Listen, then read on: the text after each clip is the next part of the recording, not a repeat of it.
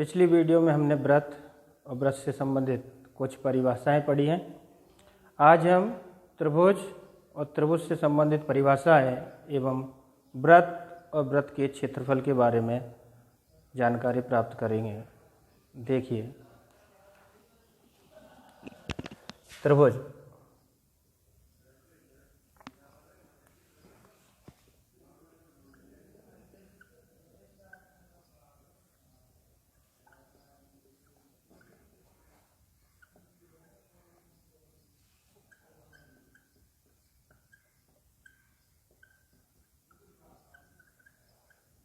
परिधि एवं क्षेत्रफल।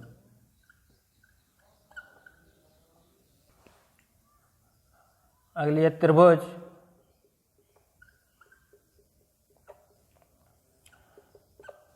पिछली वीडियो में हमने जाना कि तीन भुजाओं से घिरी बंद आकृति को त्रिभुज कहते हैं। त्रिभुज भुजाओं के आधार पर तीन प्रकार के होते हैं: समबाहु, समद्विबाहु एवं विषमबाहु त्रिभुज। आज हम इनकी परिभाषाओं और इनके गुणधर्मों के बारे में चर्चा करें। भुजाओं के आधार पर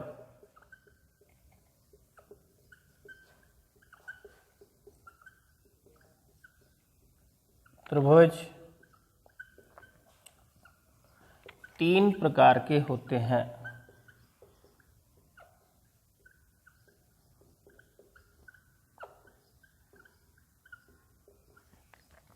पहला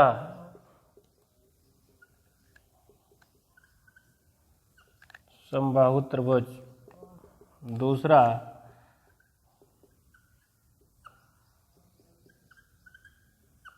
समद्विबाहु त्रिभुज और तीसरा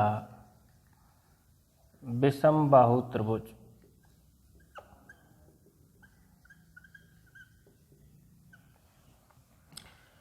समबाहु त्रिभुज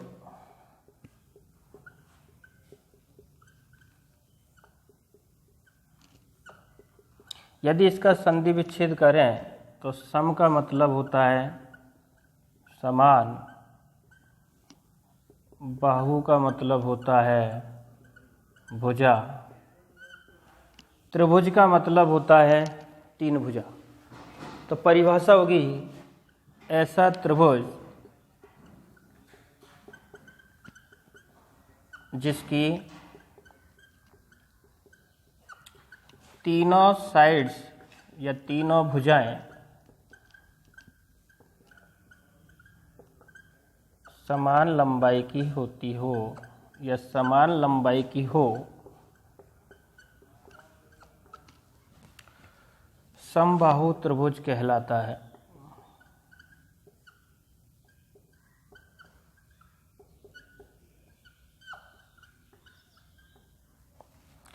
पॉइंट नंबर 1, ये समबाहु त्रिभुज को ही नाम दे दिया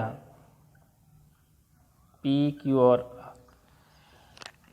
यहाँ P और Q को जोड़ने वाली रेखा ये आपकी भुजा कहलाती है और ये तीनों भुजाएं समान लंबाई की होती हैं। तीनों भुजाएं कौन कौन सी? PQ, QR और तीसरी भुजा PR। तीनों भुजाएं समान लंबाई की होती है। अगला, जब ये भुजाएं तीनों समान है तो इनके सामने के कोण, इसके सामने का कोण और इस भुजा के सामने का कोण तीनों भी समान होंगे और प्रत्येक कोण 60 डिग्री का होता है। तो पहला नियम है समबाहु त्रिभुज के या समबाहु त्रिभुज का प्रत्येक कोण 60 डिग्री होता है। दूसरी बात, ये कोई समबाहु त्रिभुज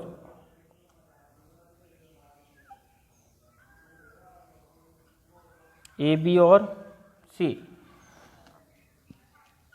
यहाँ से माध्यिका खींचें, शीर्ष ए से, माध्यिका की परिभाषा होती है त्रिभुज के किसी भी शीर्ष से सामने वाली भुजा के, यदि ए से खींचें तो सामने वाली भुजा का मध्य बिंदु मान लिया डी। त्रिभुज के किसी भी शीर्ष से सामने वाली भुजा के मध्य बिंदु को मिलाने वाला रेखाखंड त्रिभुज की क्या कहलाता है? माध्यिका। ये त्रिभुज की क्या है? माध्यिका है। तीनों माध्यिकाएं होती है इसकी, त्रिभुज में 3 माध्यिकाएं होती है। यहां से खींची बी से, इसको दे दिया बीई, और तीनों माध्यिकाएं संपाती होती हैं। तीनों माध्यिकाएं संगामी होती है, एक ही बिंदु से गुजरती है। ये जहां से गुजरती है उस बिंदु को नाम दे दिया जी। दूसरा पॉइंट, समबाहु त्रिभुज में, समबाहु त्रिभुज की तीनों माध्यिकाएं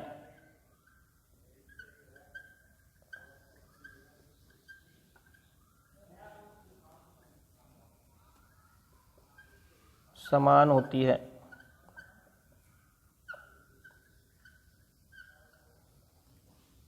अगला,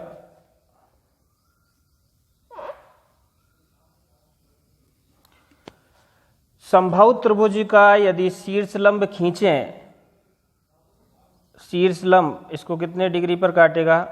90 डिग्री पर। लंब है तो कितने डिग्री होगा? 90 डिग्री।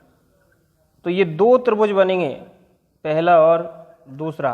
ये दोनों त्रिभुज सर्वांग सम होंगे, क्योंकि ये बीच वाली भुजा दोनों में उभयनिष्ठ है। ये भुजा दोनों समान, प्रत्येक एंगल 90 डिग्री का है। इसका जो शीर्ष लंब 90 का, इधर का भी 90 है। तो इसमें किस नियम से सर्वांग सम? RHS नियम से क्या है? सर्वांग सम। तो यहां लिखेंगे समबाहु त्रिभुज का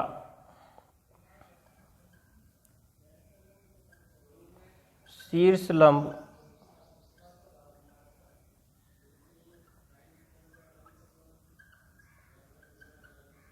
समबाहु त्रिभुज को दो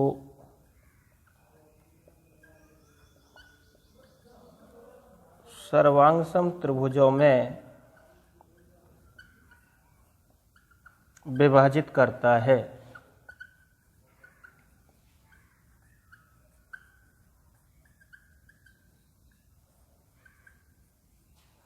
समबाहु त्रिभुज का शीर्षलंब समबाहु त्रिभुज को 2 सर्वांग सम भागों में विभाजित करता है।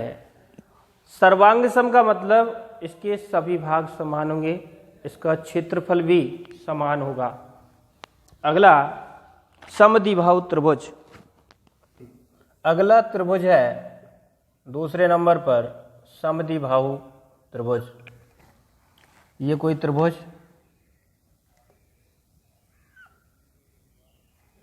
APC। समद्विबाहु का मतलब जिसकी 2 भुजाएं समान हो। सम का मतलब होता है सम, यानी होता है समान। द्वि का मतलब होता है 2, और बाहु का मतलब होता है भुजा। इसका मतलब ऐसा त्रिभुज जिसकी 2 भुजाएं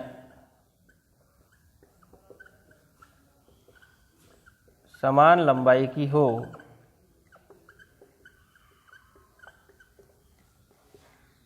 समद्विबाहु त्रिभुज कहलाता है। पहला बिंदु, यदि इसकी 2 भुजाएं समान है तो नियम है, प्रमेय है, यदि किसी त्रिभुज में 2 भुजाएं समान हो तो भुजाओं के सम्मुख कोण समान होते हैं। तो AB के सामने की भुजा AB, इसके सामने का कोण, कोण नंबर C, और AC के सामने का कोण, कोण नंबर B, दोनों कोण कैसे होंगे? समान होंगे। यहां लिखेंगे समद्विबाहु त्रिभुज में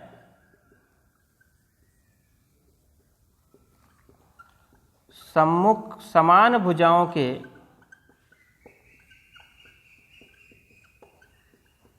सम्मुख कोण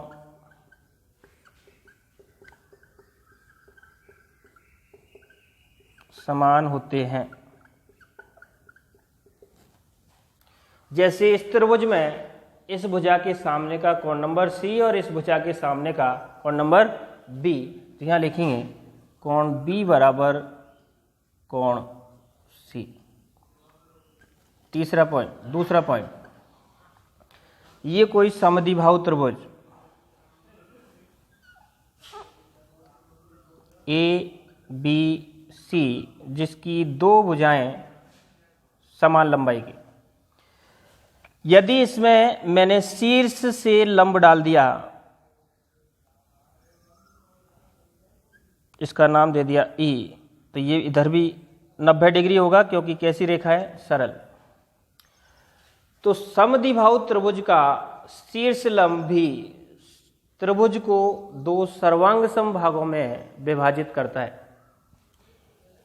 क्यों? क्योंकि ये A और E दोनों त्रिभुजों में उभयनिष्ठ,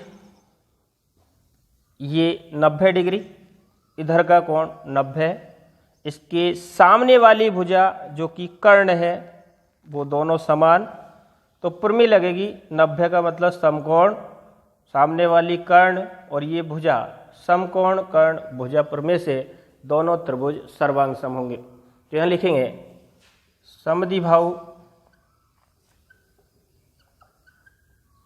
त्रिभुज का शीर्ष लंब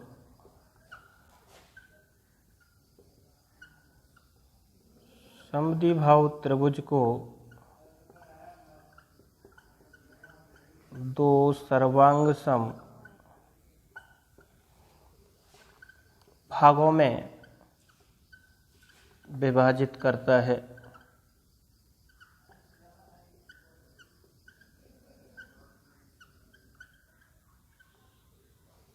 दूसरी शर्त, यदि ये त्रिभुज समद्विबाहु है तो इसकी दो माध्यिकाएं समान होगी। लिखेंगे समद्विबाहु त्रिभुज में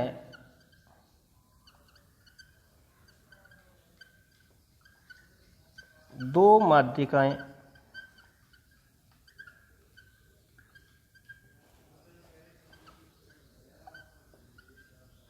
समान होती है। समद्विबाहु त्रिभुज में दो माध्यिकाएं समान होती है, जबकि समबाहु त्रिभुज में तीनों माध्यिकाएं समान होती है। समबाहु में एक खास बात और है कि समबाहु त्रिभुज में तीनों माध्यिकाएं समान होती है, साथ साथ उसके अंतः केंद्र, उसका परिकेंद्र, उसका लंब केंद्र एवं केंद्रक तीनों संपाती होते हैं, एक ही बिंदु पर स्थित होते हैं। अगला विषमबाहु त्रिभुज, अगला है संकेंद्रीय वृत्त।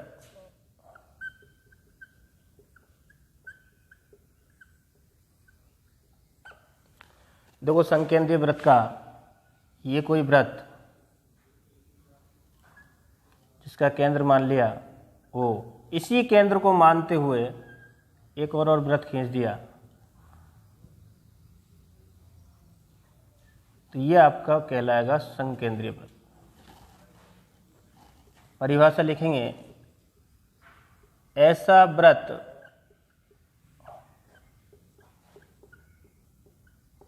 जिसका केंद्र एक ही हो एवं ये परस्पर एक दूसरे को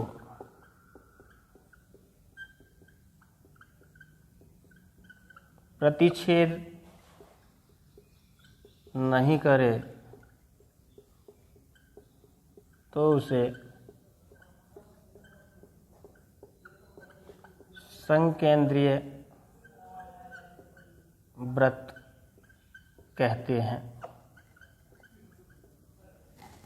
ऐसा वृत्त जिसका केंद्र एक ही हो एवं ये परस्पर एक दूसरे को कभी भी प्रतिच्छेद नहीं करे, संकेंद्रीय वृत्त कहलाता है।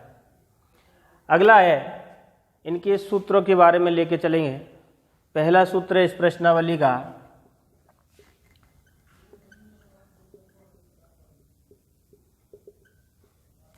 चतुर्थांश का क्षेत्रफल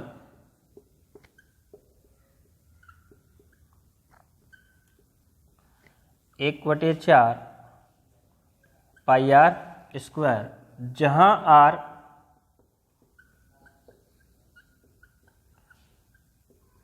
वृत्त की त्रिज्या या बोल सकते हैं चतुर्थांश की त्रिज्या। पाई का मान 22/7 या इसका मान होता है 3.14 लगभग। यह आया कैसे? यदि कोई ये वृत्त है तो चतुर्थांश बनेगा। 90 डिग्री का कोण होता है वो चतुर्थांश पे होता है। ये 90 डिग्री के कोण पर ये पहला चतुर्थांश, ये दूसरा, ये तीसरा, ये चौथा। चतुर्थांश को 4 भागों में तोड़ रहा है तो भाग देंगे 4 का। पूरे वृत्त का क्षेत्रफल होता है पाई आर स्क्वायर, तो आंसर आएगा 1/4 पाई आर स्क्वायर। दूसरा,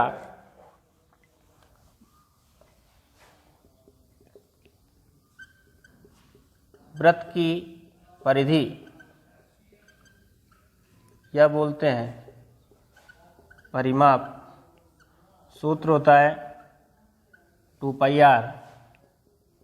तीसरा, वृत्त का क्षेत्रफल, सूत्र है पाई आर स्क्वायर। चौथा,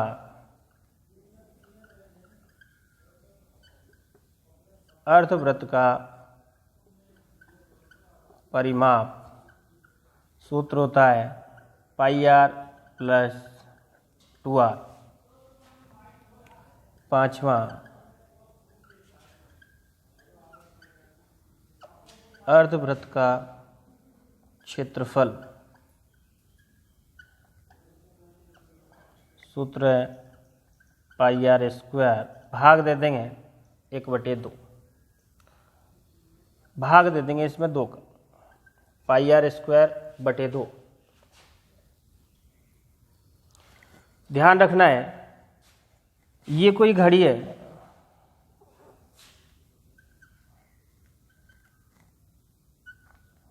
ये कोई घड़ी, ये आपकी मिनट की सुई, ये घंटे की सुई। यहाँ तक तो है घंटे की सुई,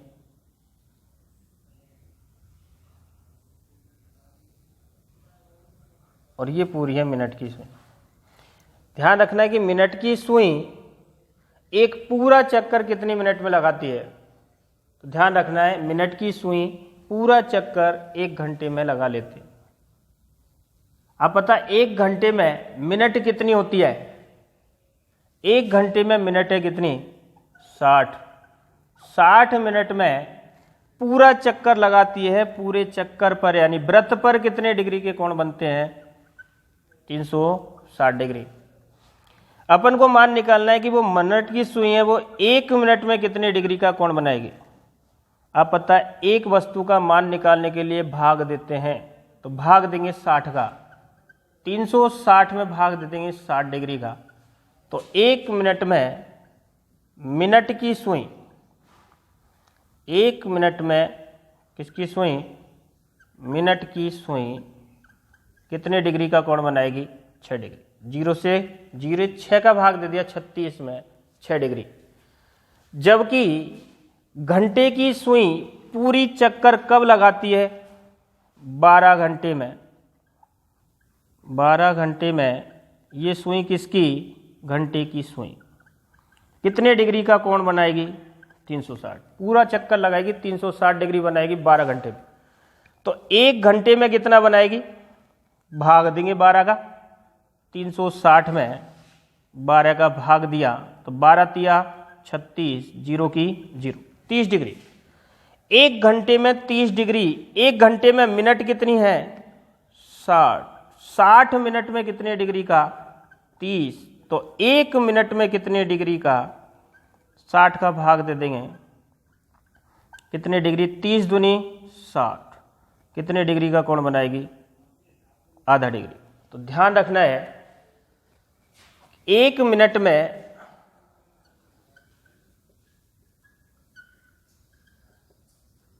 मिनट की सुई द्वारा अंतरित कोण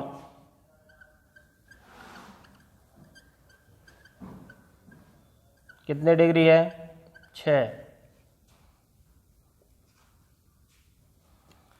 1 मिनट में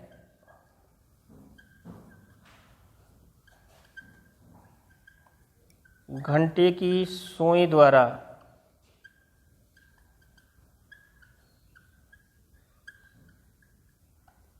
अंतरित कोण कितने डिग्री का है, आधा डिग्री। अगला है त्रिज्यखंड का क्षेत्रफल। इसके 2 सूत्र हैं। पहला है पाई आर स्क्वायर थीटा बटे 360, जहां आर त्रिज्यखंड की त्रिज्या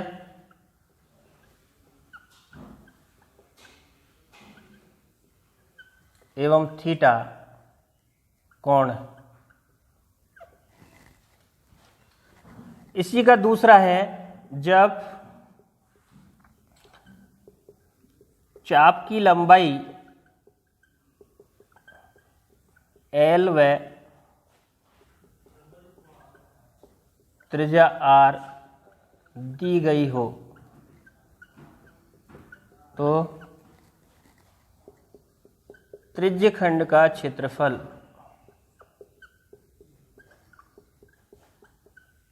एरिया ए बराबर होता है 1/2 L इंटू R, जहां L कहलाती है चाप की लंबाई L और R कहलाती है वृत्त की त्रिज्या। अगला 9वां कि चाप की लंबाई क्या है। चाप की लंबाई का सूत्र L बराबर सूत्र होता है पाई आर थीटा बटे 180, या 2 का ऊपर गुणा कर दिया, 2 का ऊपर गुणा और 2 का नीचे गुणा, तो सूत्र आया 2 पाई आर थीटा बटे 180 का 2 से गुणा करेंगे 360, या फिर 2 पाई आर ये होती है वृत्त की परिधि गुणा थीटा बटे कितना है 360। तो चाप की लंबाई का सूत्र है पाई आर थीटा बटे 180, 2 का गुणा 2 का भाग दे दिया तो सूत्र बन के आया 2 पाई आर थीटा बटे 360। 2 पाई आर वृत्त की परिधि है और कोण थीटा बटे में भाग देंगे 360 का। अगला लघु वृत्तखंड का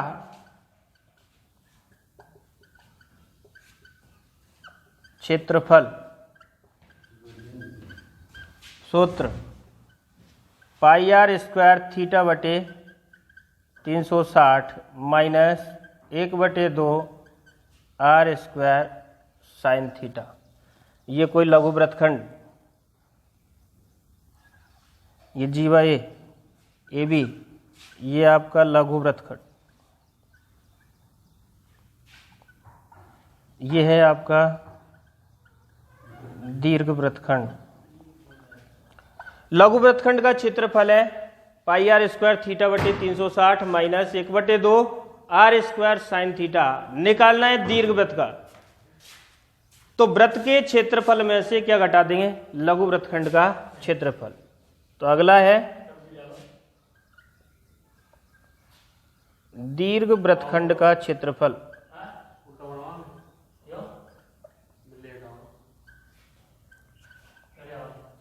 वृत्त का क्षेत्रफल माइनस लघु वृत्तखंड का क्षेत्रफल।